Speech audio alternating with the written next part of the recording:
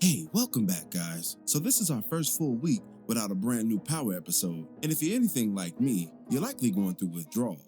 But that's okay, because in this video, I'll be breaking down the episode descriptions for episodes 6 through 9, excluding episode 10, because from what I understand, or at least from what I've been told, there's a major spoiler in the episode description for episode 10. But 6 through 9 is fair game and gives us a clearer, more accurate depiction of what's likely to take place when Power returns back to us this fall. Before we begin, be sure to hit the like button, subscribe, and bell notification to immediately receive these videos. Also, big thank you to all of my channel donors. If you'd like to be the next one, drop $1 on that Cash App for us. And lastly, a spoiler alert is now in effect for all things Power. Here we go.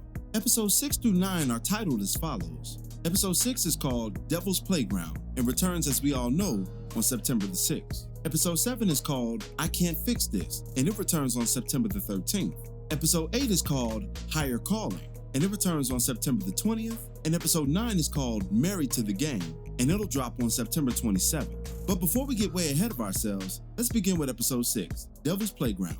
And the description reads, Tariq and Brayden must find a way to get back in Noma's good graces. Monet fights to get her family from under Carter's thumb, and Diana is faced with stepping further into the game or risking her family's safety. So let's break this description down. Beginning with the Tariq and Brayden component. Tariq and Brayden must fight to get back in Noma's good graces. Now, the last we saw Tariq and Brayden come in contact with Noma was at their clandestine underground party. At this event, Noma comes crashing down upon them with a loyal Kane by her side in order to disrupt their new budding operation. Tariq lies fervently in Noma's presence, but Kane discovers their secret maneuvers due to his knowledge of once working with them. And the only thing that stopped Tariq from nearly being executed on this night was Anya's sudden arrival, which Tariq had put in play earlier in that day if you remember the two exchanging text messages. But what Noma witnessed when she saw Tariq interacting with her daughter was not just two friends mingling, but likely something more, especially if Noma's judging off of her own instincts and her own capabilities when it comes to men, i.e. her choosy nature. So she could have been thinking like mother, like daughter. And as Noma knows her daughter, she likely knows her daughter's type. This context speaks to why she hurried her out of that space as quickly as she did. Not just for the drugs, but her newfound association with one of her deadliest enemies. Keep in mind, Anya doesn't know that Noma's in the game, but just like she doesn't know her mother's in the game, she doesn't know Tariq's in the game either. With that table being set, how would Tariq and Brayden find their way back in Noma's good graces? The first thing that comes to my power-filled mind is an extortion of some kind. Tariq and Brayden aren't supposed to be dealing, so because they are dealing, maybe there's a tax that she levies upon them, a form of tribute if you will.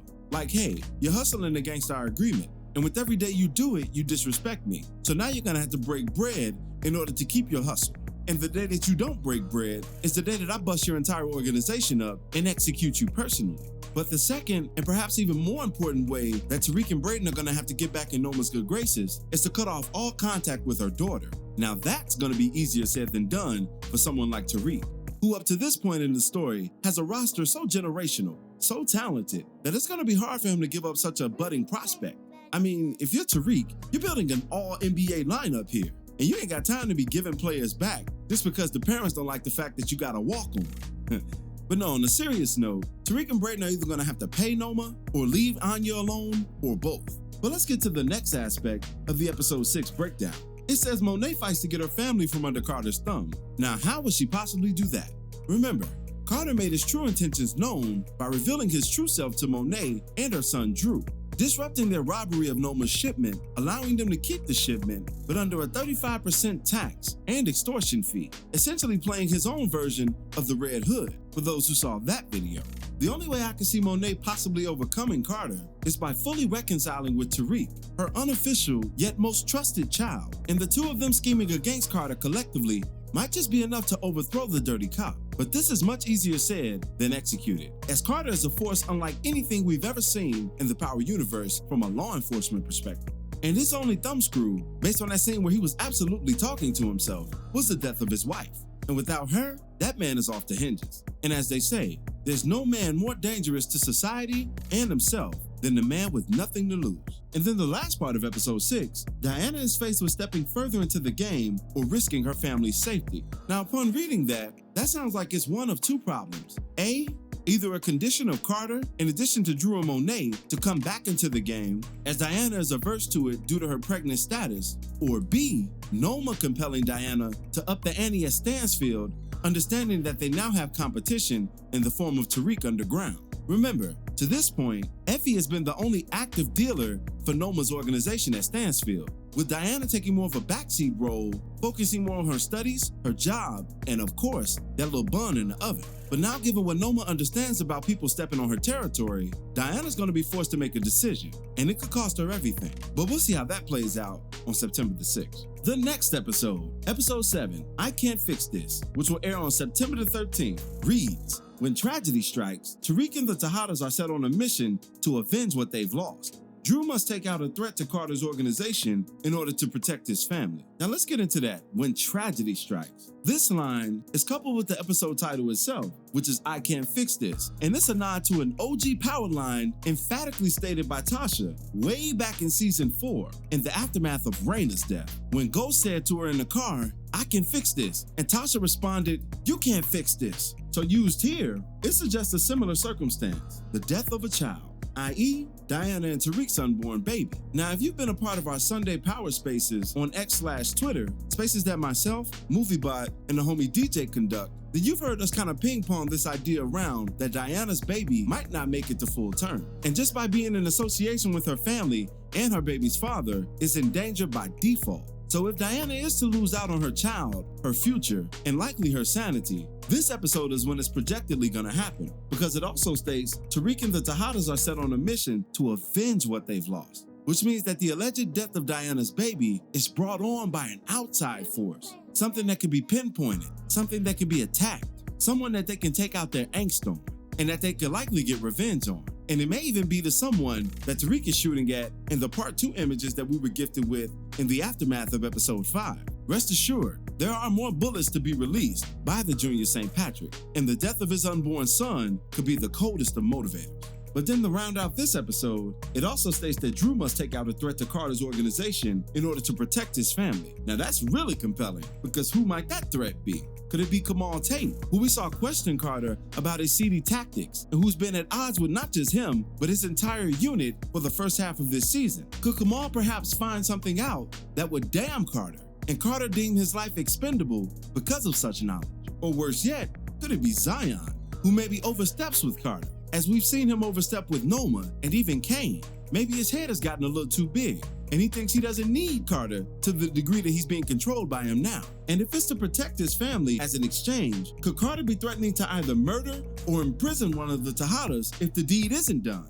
And as a consequence, maybe Drew is even dragged into prison himself, as we witnessed in those same part 2 images. So this could stem from something that Drew either does or doesn't do in episode 7.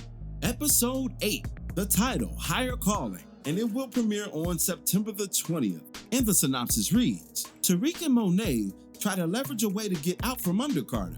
Kane and Drew compete for the streets. An incident with Braden's relationship with Elle sends him off the deep end.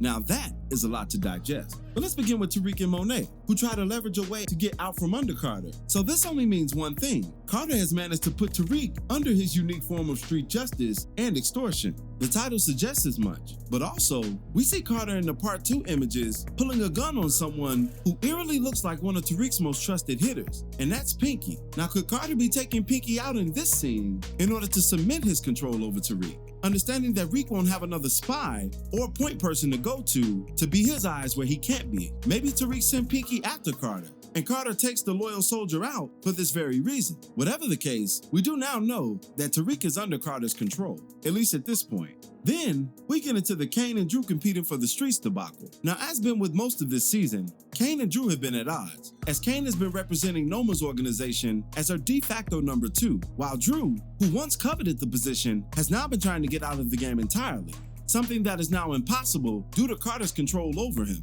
and the Tejada family at large. Remember, the shipment that Drew and Monet were stealing came from Noma, and at the mid-season point, Noma didn't know that. So if Kane and Drew are competing for the streets, this tidbit of information has to be known by now. And also, Drew will be competing with his brother with the very same product, which means that the quality component will cancel each other out.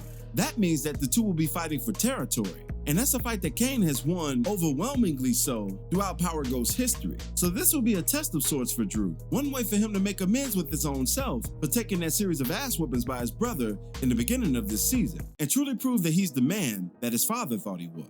A motivational talking point that I'm sure Monet is going to use as a thumbscrew to get Drew in line and keep him there. And lastly, an incident with Brayden's relationship with Elle sends him off the deep end.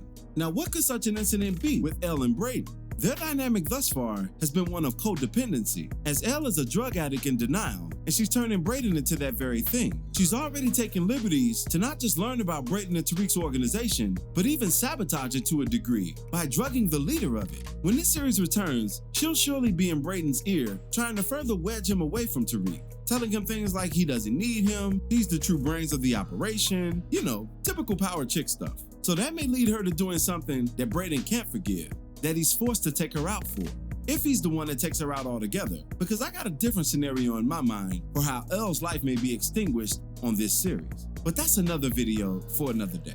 For now, her recklessness, scandalous nature, and hazardous ways will be rectified. And keep this in mind, episodes 5, 8, and 10 of Power are historically some of the most monumental, which is why people were highly displeased with episode 5. Because next to maybe what happens in the Catskills from the Raising Kanan series in season 2, it was one of the most lackluster offerings considering the weight that's been built and the tradition that it follows in for episode 5s in the Power universe. But that surely won't be the case for episode 8.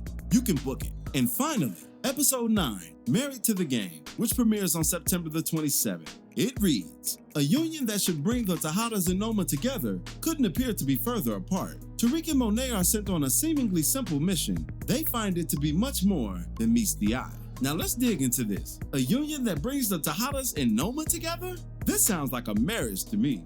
A marriage between Kane and Noma to be specific. Now why would this be taking place? If you remember, Wiley Adams alluded to Noma's citizenship problems during his meeting with her prior to Zion's imposition on their evening. Such an issue could prevent Noma's legitimate business aims in securing government contracts for her jet parts company. A marriage, however, could possibly offset these problems in the event that her relationship is irreparably damaged with Wiley, and there's no subsequent government connection to help her execute these goals. Marriage would solidify her positioning in the States, and she'd be able to operate therein as any other normal American citizen, with minimal red tape. Now, if Kane is to provide this, that also lends itself to Davis's current fate, as up to this point, he's not mentioned in any of the episode description. So the way this commentator sees it, Davis could be gone altogether by episode 7 or definitely episode 8. It's not looking good for the counselor, y'all. And he'd have done it to himself if these are his circumstances, because Davis is openly playing both sides between Tariq and Noma.